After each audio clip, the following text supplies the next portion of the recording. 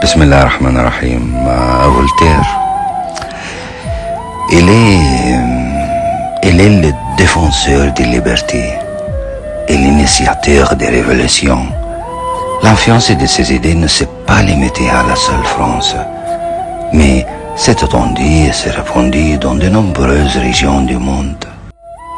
Il a commencé sa vie intellectuelle en tant que jeune fanatique anti-islam, influencé par les mensonges répandus à son sujet, puis avec la maturité, les études et l'âge, il s'est transformé complètement et étonnamment pour devenir le plus grand penseur et philosophe européen défendant l'islam et sonné hostile à l'autorité papale,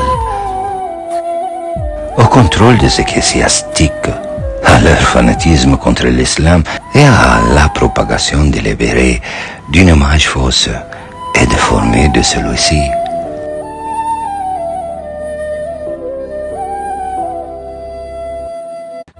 Voltaire a regretté ses premières écrits contre l'islam et sa vie s'est prolongée jusqu'à atteindre l'âge de 93 ans, consacrant près de la moitié d'entre eux à la défense de l'islam et de son messager.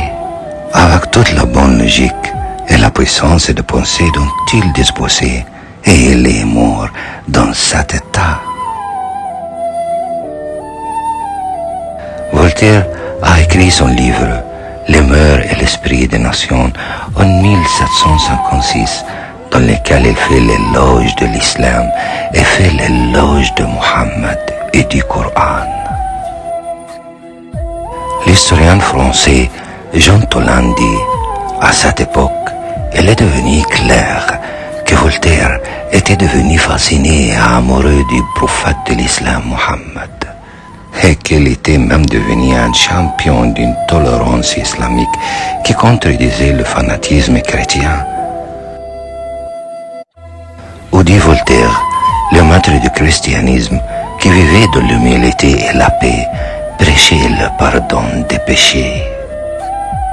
Mais sa religion tolérante a été transformée par notre violence en la religion la plus intolérante et la plus barbare. Puis, Voltaire est allé plus loin en disant « L'Église médiévale prêchait l'infaillibilité du pape, brûlait les hérétiques et mobilisait les chevaliers chrétiens pour combattre les musulmans. Mais les dirigeants musulmans, comme Saladin, le Salah ad-Din بالعربي, et son neveu le roi El-Kamel ou Ibn Akhoul Malik El-Kamel étaient sur de l'autre le summum de la sophistication, de la littérature et de la tolérance.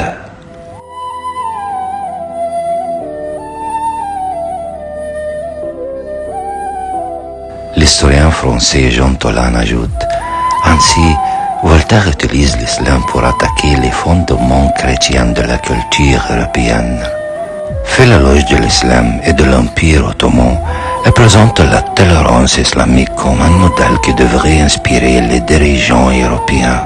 Il est donc en quelque sorte considéré le fondateur du gauchisme islamique français.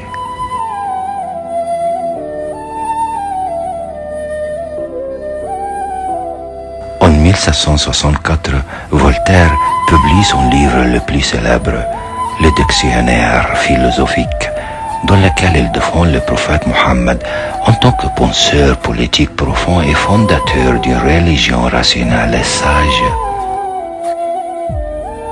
Certains historiens disent, si les ennemis de l'islam avaient une langue francophone, pour se moquer de lui et l'accuser de fanatisme, cette langue ne ressemblerait en rien à Voltaire aux premiers jours de sa vie.